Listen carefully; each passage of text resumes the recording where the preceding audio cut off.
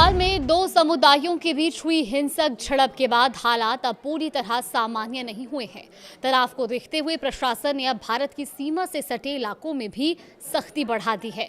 नेपाल के सुनसरी जिले के कप्तानगंज में हुई हिंसा के बाद सिर्फ सुनसरी ही नहीं बल्कि भारत की सीमा से लगे सिराहा जिले के संवेदनशील इलाकों में भी अनिश्चितकालीन कर्फ्यू लागू कर दिया गया है।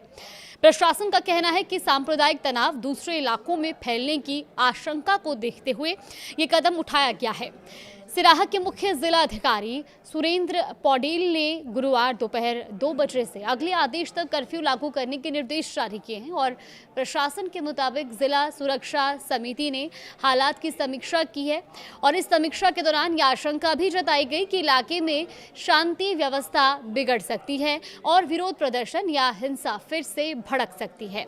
इसी वजह से संवेदनशील इलाकों में लोगों की आवाजाही पर प्रतिबंध लगा दिया गया है।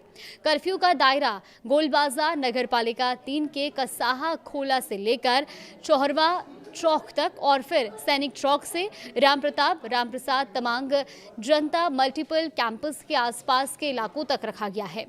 अब सवाल यह है कि आखिर नेपाल में हिंसा की शुरुआत कैसे हुई। दरअसल पूरा मामला 26 जुलाई की रात का है।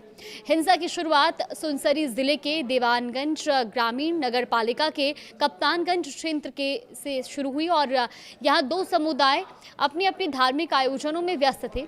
एक तरफ बोलबम यात्रा की तैयारी चल रही थी जबकि दूसरे समुदाय की तरफ से भी धार्मिक कार्यक्रम आयोजित किया जा रहा था। अब इसी दौरान लाउडस्पीकर पर तेज आवाज में बज रहे संगीत और धार्मिक झंडे लगाने को लेकर विवाद शुरू हो गया। शुरुआत में दोनों पक्षों के बीच कहासुनी हुई, लेकिन देखते ही देखते विवाद हिंसक झड़प में बदल गया। दोनों पक्षों के बीच पथराव और मारपीट शुरू हो गई। इसके बाद कई जगहों पर तोड़फोड़ और आगजनी की घटनाएं भी सामने आई। स्थिति जब नियंत्रण से बाहर होने लगी तो सुरक्षा बलों ने भीड़ को रोकने के लिए पहले चेतावनी दी, लेकिन जब भीड़ नहीं मानी तो सुरक्षा बलों को गोली चलानी पड़ी। इस दौरान 24 साल के एक युवक की मौत हो गई तो वहीं कई लोग और कुछ सुरक्षाकर्मी भी घायल हो गए हैं। हिंसा के बाद प्रशासन ने हालात को नियंत्रित करने के लिए कई इलाकों में कर्फ्यू और प्रतिबंध लागू किया है। प्रशासन ने साफ कर दिया है कि कर्फ्यू का उल्लंघन करने वालों के खिलाफ सख्त कानूनी कार्रवाई की जाएगी। पुलिस का यह भी कहना है कि स्थिति पहले की तुलना में बेहतर हुई है, लेकिन तनाव अभी पूरी तरह खत्म नहीं हुआ। इसी वजह से सुनसरी जिले की कई नगरपालिकाओं और ग्रामीण इलाकों में कर्फ्यू अभी जारी है। इसके अलावा इटहरी उपमहानगर और रामधुनी नगरपालिका के कुछ हिस्सों में भी प्रतिबंध लागू है। यानी प्रशासन की कोशिश है कि किसी भी तरह की नई हिंसा या तनाव को से पहले ही रोका जा सके। इसी बीच नेपाल की सुरक्षा व्यवस्था को लेकर एक अहम बैठक भी हुई है। नेपाल के प्रधानमंत्री की अध्यक्षता में राष्ट्रीय सुरक्षा परिषद यानी कि एनएससी की बैठक हुई, जिसमें सुनसरी की हिंसा और देश की समग्र सुरक्षा स्थिति की समीक्षा की गई। बैठक में सामाजिक सद्भाव और राष्ट्रीय एकता बनाए रखने पर जोर दिया गया।